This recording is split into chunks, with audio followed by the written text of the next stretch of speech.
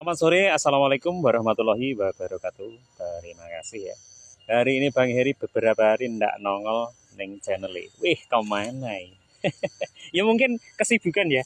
Oh, betul sekali ya. Karena Bang Heri di minggu ini full kegiatan ya. Yang jelas tetap kegiatannya tentang ubi dan ubi ya. Ya mungkin dari kesibukan yang lain salah satunya panen juga pemasaran dan untuk lobi-lobi ke daerah lain ya ini alhamdulillah banyak juga yang sudah tertarik ya dengan ubi jalar produk Bang Heri ya. Terima kasih untuk apresiasi buat kawan-kawan yang sudah mempercayakan yang jelas produk-produk yang selalu kita berikan untuk kemajuan pertanian khususnya ubi jalar ya yang ada di sini. Nah, oke kawan, menyimak kemarin ya, mungkin di video kemarin itu ada beberapa hari kita dapat kunjungan dari Bapak Bupati Trenggalek ya yang kemarin hari Senin itu sudah saya videokan juga ya, meninjau langsung tentang ubi jalar Gading Dong ya. Nah, ini saya juga sedang menanam ubi jalar Gading Dong kembali ya. Ada yang sudah di atas itu banyak sekali, sudah sekitar 2000 batang. Nah, yang hari ini akan saya lanjutkan menanam lagi Gading Dong sampai bawah sana ya. Nah, ini ada area-area superan yang kita persiapkan khusus untuk Gading Dong. Nah, ini pengambilan bibit steknya ini sudah saya lakukan di pagi hari tadi ya. Akhirnya sore baru bisa tanam dan hari ini ternyata juga panas ya, nggak apa-apa. Yang penting seperti ini ya, kualitas masih terjaga, batangnya segar ya, walaupun daunnya agak layu ya, karena memang pengambilan stek ini saya lakukan di pagi hari. Kadang ya ada juga ya yang loh apa harus dirontokkan atau dilayukan dulu bang? Ya itu terserah ya, nggak masalah walaupun dilayukan daunnya di pruning sampai habis juga boleh ya. Tapi kalau Bang Heri selalu seperti ini ya. Nah ini adalah stek yang terbaik ya seperti ini ya. Nah ini yaitu yang lurus, walaupun nggak lurus ya nggak masalah ya. Nah ini pengambilan stek tadi siang pagi ya. Nah hari ini akan saya perlihatkan cara-cara memilih ya, sekaligus penanaman ubi jalar Gading Dong yang lagi viral ya. Ini buat teman-teman yang lagi nyimak ya, entah di Instagram, ada di Facebook, di YouTube, mungkin di ya pokoknya sosmed yang berkaitan dengan yang viral-viral. Nah, ini banyak sekali juga yang mengunggah ulang sampai FYP katanya seperti itu ya. Nah, ya ini Gading Dong ya. Nah, Gading Dong seperti ini. Nah, yuk kita hitung aja ya jarak tanam atau mungkin penanaman yang akan saya lakukan. Nah ini rata-rata kita memilih batang yang bagus ya, tidak terlalu tua, tidak terlalu muda, yang seperti ini aja ya. Nah, kita ambil, nah segini ya, bisa lebih sedikit, cuma segini ya boleh ya, mungkin sekitar 20-25 untuk stek batang yang harus kita tanam ya. Nah caranya sangat mudah ya, kalau kita sudah mempersiapkan bedengan yang cukup rapi seperti yang saya lakukan ini ya. Nah, spesifikasi khususnya tentang ladang atau bedengan ya seperti di video sebelumnya juga ada ya. Nah, ini kembali saya tutorialkan buat kawan-kawan cara menanam ubi jalar Gading Dong dengan benar agar hasil bisa maksimal seperti yang di sini. Nah, oke, kalau kita sudah ada timbunan gini ya, gundukan. Nah, itu kita dekok saja ya sedikit. Nah, ini hitungan ruas 1 2. Nah, ini kita tancapkan segini ya. Kemudian kita tekan. Nah, seperti ini. Nah, sudah. Usahakan berdiri tegak. Ya, seperti ini ya. Untuk penampakan tanam yang cukup bagus ya, seperti ini ya. Nah, ini anjuran dari saya sebagai petani ubi jalar khususnya yang membudidayakan Gading Dong yang ada di Kecamatan Dongko. Ini bersama kakak saya juga sedang itu yang jauh itu ya. Tak zoomnya sedikit, tapi enggak teko ya. itu juga lagi persiapan menanam ubi jalar yang ada di seberang sana. Ini sama kakak saya selalu konsisten, selalu tidak mengenal musim budidaya ubi jalar ya. Nah, ini hari ini khusus spesial Gading Dong untuk kita kembangkan ya. Nah, caranya seperti ini tadi ya. Nah, jarak tanam itu bisa tergantung bedengan Anda masing-masing ya. Kita tidak tidak harus jarak tanam itu berapa senti itu bisa mengikuti lebar beddingan yang kita bikin atau kita buat ya, mulai dari ketinggian juga model tanah itu bisa ya. Nah, kalau saya selalu memakai, nah ini ya ukuran jengkal kaca ya, gen penak ya. Nah, ini dari ini kita taruh 1, 2 ya. Nah, 2 jengkal tangan saja sudah cukup ya. Nah, seperti ini, 1, 2 ya. Ini perkiraan sekitar 30-an 5 ya. Nah, seperti yang sama tadi ya. Nah, kita tancapkan seperti ini, 2 ruas saja ya. Jangan melebihi 2 ruas. Usahakan kalau menanam itu 2 ruas. Nah, kalau Anda ingin hasil yang maksimal seperti yang ada di sini. Nah, ini nanti kita review bareng-bareng setiap beberapa hari sekali. Mungkin bagi kawan-kawan yang ingin belajar menanam ubi jalar, entah varietas apapun, kalau Anda melakukan dengan metode yang kita terapkan, insya Allah akan mendapatkan hasil yang melimpah. Nah, ini sekarang kita cek ya. Nah, kalau kita menemukan batang itu yang melengkung seperti ini, nah bagaimana caranya menanam agar bibit itu bagus umbinya. Nah, caranya seperti ini kan. Nah, kalau seperti ini kita menanamnya mudah ya. Tetap fokus saja yang menancap ke tanah itu berdiri tegak seperti ini. Nah, bagian atas itu kan melengkung ya, tidak masalah ya ke kanan atau kiri. Yang penting bagian yang tertancap di lahan kita itu berdiri tegak ya. Fungsinya itu umbinya yang akan keluar ini nanti akan melingkar ya. Jadi itu sudah kita buktikan dengan riset kita, yaitu pemerataan umbi itu yang terbaik kalau di sini itu kita tanam secara berdiri tegak dengan menancap ke tanah itu sepanjang 2 ruas ya. Kita tidak patokan sentimeter ya. Kenapa? Karena kita patokan sentimeter itu ruas dari masing-masing ubi jalar itu kan tidak sama ya. Ada yang mempunyai ruas itu sangat rapat, ada juga yang sangat jarang. Nah, kalau seperti itu terjadi, kalau kita patokan senti, nanti kita bisa terlalu dalam, bisa terlalu di atas ya. Jadi lebih baik Anda patokannya itu berdasarkan ruas masing-masing dari ubi jalar itu sendiri ya. Gitu. Nah, ini karena gading dong pun terkadang juga muncul yang ruasnya agak jauh, ada juga yang agak rapat ya. Itu tergantung dari area pembibitan yang kita buat ya. Jadi kalau lahan kita itu berada di bawah naungan banyaknya pohon yang tinggi, itu otomatis ruas yang ada di sini ini akan lebih panjang. Tapi kalau kita menanamnya itu berada di tanah yang terbuka, itu otomatis ubi jalar gading dong itu ruasnya akan rapat ya. Contohnya yang seperti ini. Nah, ini kan sangat rapat sekali karena kita tanamnya yang ada di daerah tidak adanya yang leong donggo ngarani ora tinggul ya, seperti itu. Nah, tidak ada penghambat. Jadi loss sinar akan lebih baik ya. Nah, contoh kembali ya. Kita ambil aja jarak tanam 35 ya. Nah, seperti ini. Nah, oke. Ini tutorialnya seperti panggah ya. Yus panggah ya. Daunnya ya kayak gini, walaupun alum ora masalah ya. Yang penting batang itu masih seger. Lebih baik sebenarnya kalau saya potong langsung tancapkan ya. Tapi nggak masalah walaupun diam 1 hari 2 hari nggak masalah.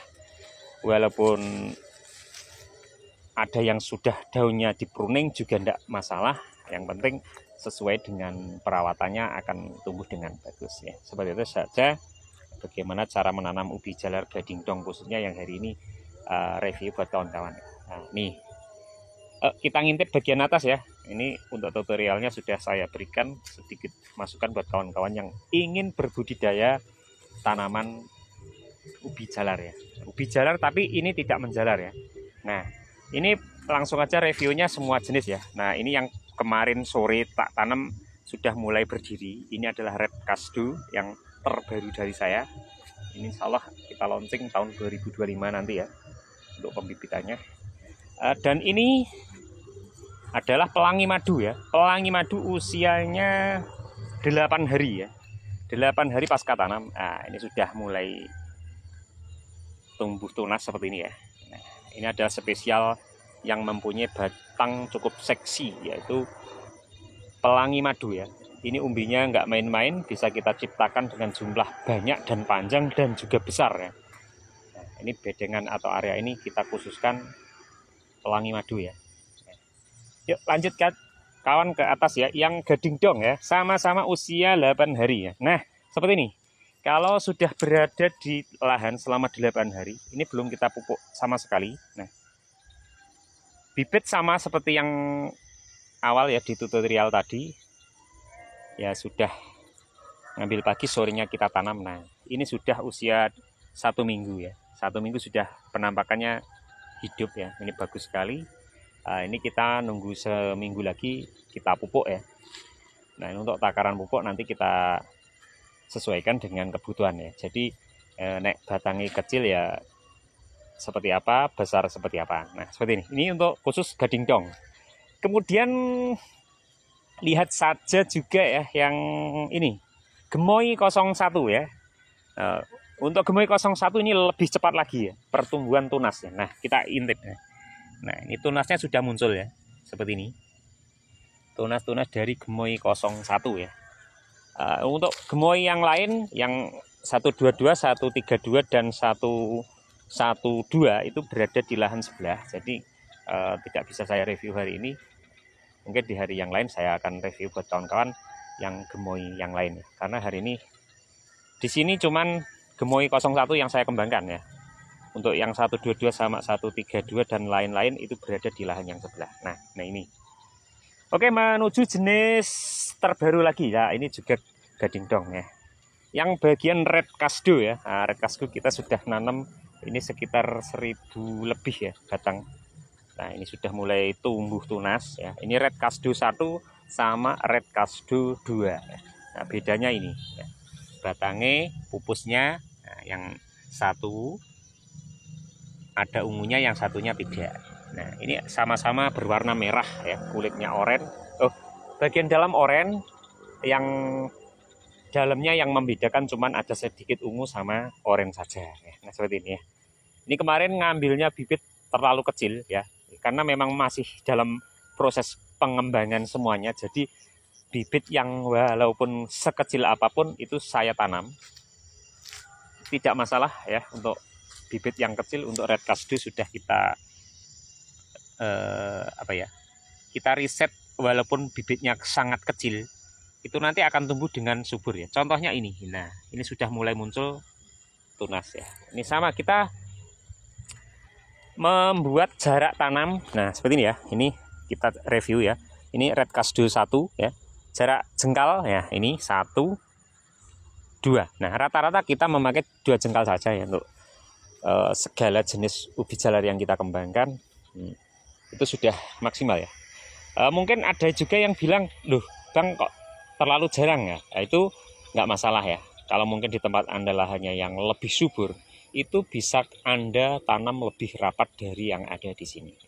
Karena memang saya sudah seringkali menerapkan metode itu dengan berbagai jenis ya. Tapi saya riset itu dari metode yang sudah saya pelajari dan saya kembangkan di sini.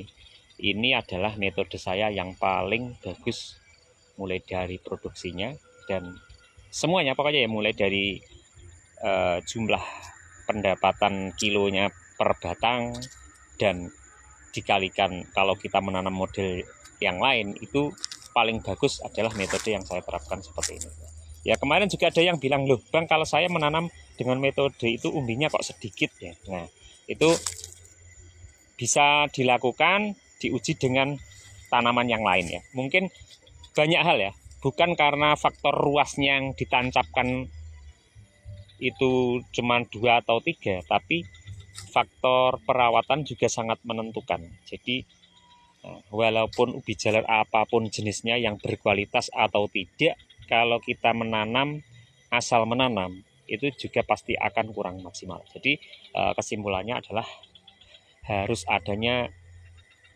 berkesinambungan antara mulai dari penggarapan, pemilihan bibit, cara menanam, dan juga perawatan itu harus selalu sinkron ya. Jadi ya semua harus mendukung ya. Walaupun bibit bagus, kalau perawatan kurang bagus ya nanti nggak akan maksimal umbinya. Entah itu apapun. Ini gading dong juga bagus ya, sudah tumbuh. Nah, seperti ini. Ya ini hari sedikit bercerita, mungkin ada manfaatnya ya, ceritanya ya ngono kuwi lah.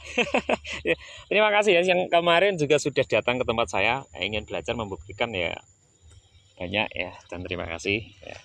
Nah seperti ini ya, ini 1 minggu pasca tanam. Nah keunggulannya kalau kita mengambil batang stek yang atas atau pucuk, sekali langsung tumbuh akar, tunas yang ada di pucuknya itu langsung berkembang daunnya. Jadi nah ini salah satu keunggulan dari kita menanam stek yang bagian pucuk ya. Tapi apakah boleh kita menanam bagian di bawah pucuk ya? Boleh saja ya, tidak apa-apa, yang penting kualitas tanaman batangnya itu masih bagus ya. Ini saya berikan contoh ya. Nah ini stek yang tidak pucuk pun saya tanam ya. Ini karena saya sudah ngecek di bagian ranting atau bakal tunas itu sudah tumbuh. Jadi ini adalah hal yang bagus juga untuk kita tanam. Nah yang ini adalah pucuk, jadi langsung tumbuh tunas. Tapi bagian yang bukan pucuk itu masih seperti ini. Nah kenapa kok selalu milih yang pupus ya? Itu karena nomor 1, ini nomor 2. Nah ini tidak masalah ya. Jadinya cuman perbedaannya antara pucuk yang tidak. Kalau kita mengambil yang pucuk itu dalam usia mungkin 1 minggu sudah kelihatan batang daunnya itu sudah seperti ini. Tapi kalau bukan pucuk, nah ini seperti ini ya. Tapi tidak masalah, yang penting tunas-tunas itu sudah mulai tumbuh. Itu menandakan perakaran dari tanaman itu sudah normal. Ya, sekilas saja itu ya tentang cara-cara menanam atau pemilihan bibit, penanaman dan lain-lain. Nah, seperti nggak apa-apa ya. Walaupun kelihatannya seperti ini, akar ini lebih bagus ya. Biasanya agar penyerapan nutrisi dari tanah itu lebih cepat. Ini banyak juga yang melakukan pruning sampai habis total ya. Itu nggak apa-apa. Yang penting disesuaikan dengan kondisi lahan masing-masing ya. Nah, jadi kalau teori yang saya praktekkan seperti ini itu adalah ya hasil analisa saya, juga pengetahuan saya yang ada di sini ya. Semua metode itu sebenarnya sama-sama saja ya. Intinya mendapatkan produk atau hasil itu secara maksimal. Yes. Monggo ya, bebas kita memberikan tutorial tentang budidaya ubi jalar dan cara perawatan dan lain-lain. Oke. Nah, ini untuk pemerataan tanah-tanah yang kurang rapi, ini kita lakukan nanti saat kita melakukan pemupukan ya. Nah ini nanti pemupukan akan kita lakukan, juga akan saya berikan cara-caranya untuk pemupukan ubi jalar ya. Nanti di saat akan memupuk, mungkin besok ya, besok yang bagian bawah ini akan kita pupuk, insya Allah akan saya videokan. Kalau nggak kelupaan bawa handphone ya. Kadang Bang Heri yo lalinan, orang gue HP ning omah, wes ketinggalan. Ya serapopo Mas. Nah seperti ini ya. Ini adalah pelangi madu, ya, pelangi madu yang berwarna oranye. Bagian dalam ada kombinasi ungu. Ya. Ada juga yang hanya cuman warna oranye saja. Kadang itu saya sendiri selaku yang menciptakan lah, enaknya gitu, yang membudidayakan jenis ini. Kalau kita tidak membelah umbinya, itu kadang ya kesalahan memilih. Tapi sebenarnya yo kalau kualitas rata itu sama-sama manis, sama ya. Karena memang persilangan itu menghasilkan sesuatu yang berbeda, seperti itu. Beda tapi kualitasnya rata sama. Nggak apa-apa. Yang penting untuk para petani itu tetap semangat berkolaborasi dengan alam ya. Pokoknya alam ini jak kompromi, amrih menghasilkan seperti apa gitu. Nah, oke, terima kasih hari ini yang sudah menyimak ya guyonan bareng Bang Heri. Mungkin tutorial dari awal ada yang bermanfaat. Anda silahkan mempraktekkan. Ya mungkin kalau ada kurang lebihnya ya mohon maaf ya.